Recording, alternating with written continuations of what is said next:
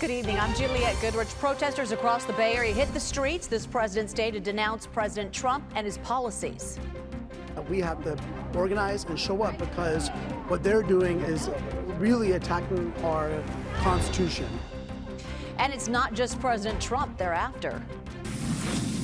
We just landed. Our plane crashed. Boy, a surreal scene in Toronto as a Delta plane lands upside down after crash landing. There was like a big fireball out this left side of the plane. We tried to get out of there as quickly as possible.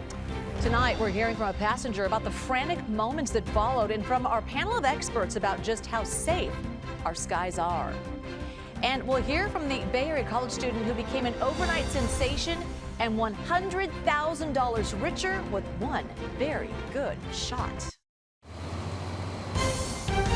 This is CBS News Bay Area with Juliette Goodrich. Good evening on this President's Day, a day of action, protesting the new administration. Across the Bay Area, including Oakland and San Jose, people came together to push back against President Trump's policies, including his crackdown on immigration. San Francisco also taking part in these national protests. And as our Kara St. Cyr shows us, one group focused its efforts on a Tesla dealership. Two groups came together to protest President Donald Trump and what they call an overreach of executive power.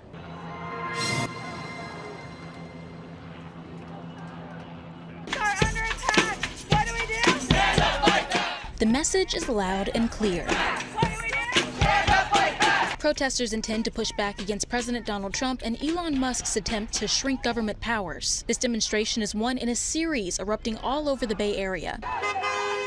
Leading the charge in San Francisco Monday is Patty Modelmog. I'm very terrified of what's to come, and I think we need to get Elon Musk out of government. Modelmog wants to accomplish three things: encourage shareholders to dump Tesla stock, keep Musk's influence out of government, and get him out of the White House, period. Hey, ho, ho. Musk and Joseph, got to go. Modelmog led hundreds of protesters to a Tesla dealership, where she hopes to discourage people from supporting the brand. Other demonstrators say the recent actions by the newly established Department of Government Efficiency and the president threaten vulnerable groups like the trans community. Lindsay Collins, a school teacher in the city, says this visibility is important. This is not normal. What's happening is wrong, immoral, dangerous, and it threatens democracy and everyone, regardless of your race, religion, or status here. I haven't seen one ever. But not everyone was in agreement. One man driving by the protest said the message needs work. Let's have a clear message. Let's not just keep saying the same rhetoric. The protest circled the block twice before demonstrators went their separate ways. Demonstrators say this is the first of a string of protests to come. You know, we also heard from a Bay Area Republican who used to be the California Party chair. He says he expected this kind of pushback, but believes most Americans are behind President Trump's policies. So it's not surprising when a new president comes in and want to take things in a different direction that people are still disagreeing with them. But I think on the issues so far, the strong majority of Americans have been with President Trump. He still has to deliver economically, but on issues like cutting the size of government, I think there's a strong majority in favor of that. In a recent CBS News poll, 53% of respondents say they approve of the job that President Trump is doing overall. 70% say he's doing what he promised in the campaign, but one key issue looms. Most Americans say the administration isn't focused enough on lowering prices.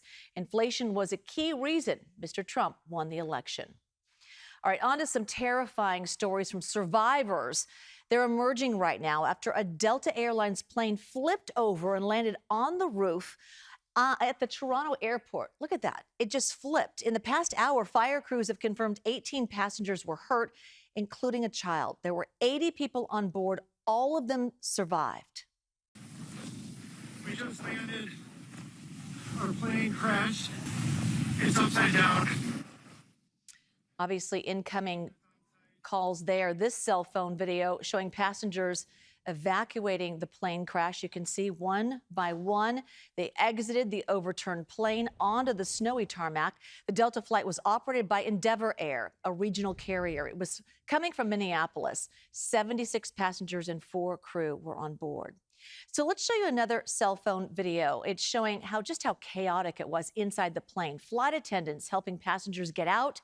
Many people walking away appearing to be okay. Officials say all of the injuries were relatively minor. One passenger calmly described the scary landing. Hit the ground and the plane went sideways, and I believe we skidded like on our side and then flipped over on our back. So I was upside down. The lady next to me was upside down. We kind of let ourselves go and fell to hit the ceiling, which is surreal feeling. And then everybody was just like, get out, get out, get out. We could smell like jet fuel. How is he so calm? All right, it's not clear yet what exactly caused the plane to flip, but weather will be a key part of this investigation.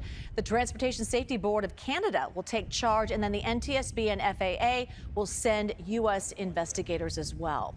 So the crash in Toronto comes as the Trump administration has started to fire several hundred FAA employees here in the United States.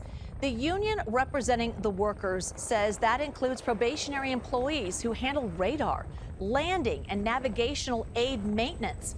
The transportation secretary posted on X tonight that no air traffic controllers or critical safety personnel were let go. The cuts come just weeks after the deadly midair collision at Reagan National Airport and a medical jet crash in Philadelphia. One aviation expert we spoke with told us today the move is concerning. He says there were 300 other close calls in the past year alone, and that the precursors should not be overlooked. Aviation is a threat-rich environment, and it's only because of the superb actions of the crews, the first responders, the controllers, everybody behind the scenes going above and beyond that we have as safe a system as we do. Having said that, the incident rate is extremely troubling to me, and we need to be looking at the incident rate, not the fatality rate. And this incident in Toronto does have a lot to do with the U.S. system, because the FAA regulates the procedures that were in use at the time in that cockpit, whether or not they were landing in the U.S. or not. Okay, so after all of this, many of us may be asking, is air travel safe? We heard from another expert about her perspective. The industry at large certainly will be looking to see, are there any common underpinnings across these accidents that we should be addressing and going after to try to prevent future occurrence. But, you know, I guess I go back to, if you look at the accident rate of air travel, especially in a country such as Canada or the United States, it's safer than walking, cycling, getting on a ferry, a train, or driving your car. And stay with us for continuing coverage. We'll bring you the latest developments on the crash on our newscasts and our website at KPIX.com. Violence broke out this weekend at two popular entertainment destinations in San Jose. In one of the incidents, a 15-year-old boy was stabbed and killed at Santana Row. An online fundraiser for the teen says he was attacked Friday night while on a Valentine's Day date with a girlfriend. He was taken to the hospital and later died. Police are still looking for the suspects. Meantime, 8 people were arrested and 4 officers hurt after a brawl broke out at San Pedro Square early Sunday morning. This happened in the area of Santa Clara Street and San Pedro Circle after midnight. Police say officers were attacked when they tried to take one of the suspects into custody. And backup officers showed up and the suspects were then arrested. The officers are expected to be okay. It's been a rough couple years for small businesses in San Francisco. So did all the All-Star Weekend help? All-Star Weekend now in the books, and by all indications, it was a slam dunk for the local economy. In San Francisco's Bayview, Vanessa Lee chose All-Star Weekend for the grand opening of her restaurant, Smoke Soul Kitchen. Her brand new business is just down the street from Thrive City, where all the action was taking place. Kind of did a collaborative and wanted to make sure that it was a time where we can activate. A lot of people can come out, they can have fun, they can interact up and down with all the businesses that are here. Pier 39 was also buzzing with activity. Fans got to shoot around on some pop-up basketball courts. Former Warrior DeMarcus Cousins was also spotted signing autographs and posing with fans at the Lids store. And of course, all that excitement extending to Chinatown as well. Grant Avenue was packed with people just hanging out at the community street fair ahead of Saturday's Chinese New Year parade. Business owners calling this a much needed boost.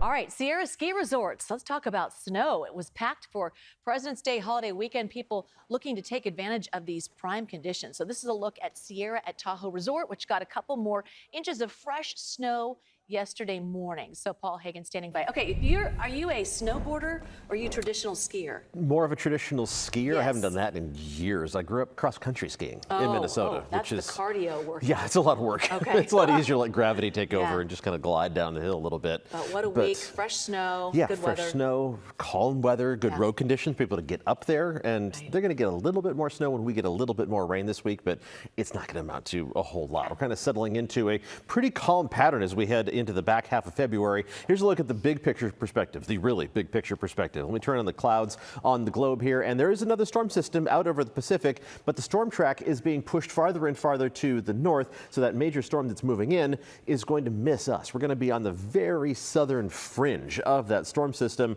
so it's not going to give us much more than a 40 to 50% chance of showers on Wednesday, and that's the only chance of rain that we have in the entire 7-day forecast. So let's take a look at what things are like out there this evening. We'll start with a check of current conditions, which are looking pretty good overall as we look out from Salesforce Tower over the Bay Bridge. Just a little hint of cloud cover on the horizon. Not seeing any fog out there right now, and the fog's going to be a limited factor as we head through the rest of tonight. Just patchy to begin the day on Tuesday. Temperatures right now anywhere from 51 in Livermore to 57 degrees in Oakland. Most of our temperatures settling down into the low 50s, but with clear skies, light winds, there really aren't any factors that are going to hold a lot of warmth near ground level, so temperatures are going to drop off pretty rapidly as we head through the rest of tonight. Low temperatures in the North Bay dipping down into the mid to upper 30s by early tomorrow morning. These will be the cold spots on the map, but still 5 or 6 degrees above freezing, so no frosty concerns.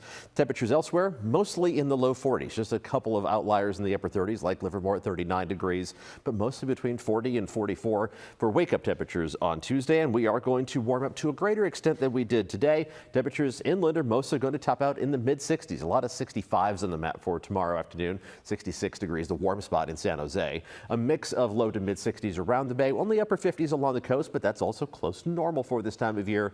In fact, all of these temperatures are within about 3 degrees of average. If anything, slightly on the positive side of average, with the really warm weather in the forecast later this week when inland temperatures are going to get up to around 70 degrees, maybe even above that as we head into the weekend. We do have that one chance of rain headed our way. So let's take a look at Futurecast. This goes from 11 o'clock tomorrow evening through 7 o'clock on Wednesday morning, and showers look pretty impressive as they move in. The best chance of measurable rainfall is going to be in the North Bay. It's a better than 50-50 chance there, but the bulk of this moisture is going to really fall apart as it tries to move deeper into the Bay Area. So from 7 a.m. through 3 p.m. Wednesday, the showers just kind of fall apart. So we're going to be seeing limited amounts of total moisture, and this is, again, the only chance of rain that we have in the 7-day forecast. So let's take a look at the amounts that the forecast models are adding up, and it's, again, just barely more than a trace, even for the North Bay, talking about less than 1/10 of an inch of rain, except maybe some of the westward-facing coastal ranges, maybe picking up a little more than 1/10 of an inch of rain. For the southern half of the Bay Area, a lot of spots are going to miss out entirely, just enough to make you fiddle with the windshield wipers on the drive to work on Wednesday. Otherwise, no big concerns and no additional rain chances, just a little hint of maybe something trying to get organized Sunday or Monday. Forecast model data is muddled in that time frame, but what's not muddled about is the warm up that's going to kick in. Take a look at the 10-day temperature outlook for San Jose. We go from near average temperatures on Wednesday to well above normal by the end of the work week, and then way above normal through the weekend, and even to begin next week, high temperatures in the low to mid 70s. In late February, that is not bad at all. Let's take a look at the 7-day forecast, which for inland parts of the Bay Area, we're not going mid 70s just yet. Kind of average things out because not everybody's going to be as warm as the Santa Clara Valley, but in general, right around 70 degrees Saturday, Sunday, and Monday. Temperatures around the Bay aren't going to be quite that warm, but a significant warm up is going to kick in, even Bayside temperatures reaching up into the mid to upper 60s over the weekend. And even along the coast, your temperatures should crack 60 degrees on a regular basis. After a few more days in the 50s, you'll manage to get up into the low to mid 60s by Friday, over the weekend, and to begin the last week of February. Jules? I'm already making my ski plans. All right, thank you. Coming up, a new Republican candidate throws his hat in the ring for California governor. His promise for the Golden State, that's up next. Riverside County Sheriff Chad Bianco has announced he will run for governor of California in 2026. This morning, the Republican threw his hat into the race with a promise of being tough on crime. I believe California is in desperate need of an honest, ethical, moral governor with integrity whose only interest is to serve all of Californians. Bianco has been the Riverside County Sheriff since 2018. He is a Trump supporter who helped lead the effort to pass Prop 36 last fall. Other names already in the governor's race include Education Secretary Tony Thurmond, State Controller Betty Yee, Lieutenant Governor Alani Kounalakis, and State Senator Tony Atkins. Eggs are such a hot commodity, even thieves are after them. Up next, the egg heist, now under investigation.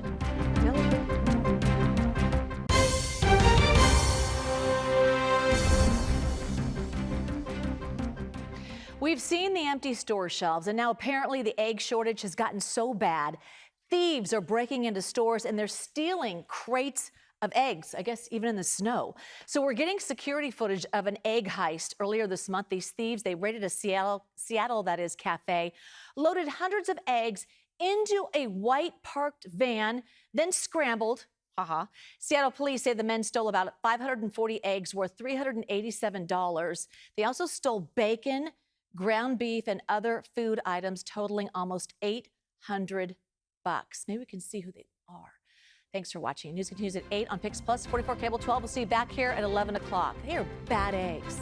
Rotten eggs. Thanks so much for watching. To view more content like this, we've selected some videos we think you'll enjoy. So please be sure to hit like and then click the link in the left-hand bottom corner to subscribe.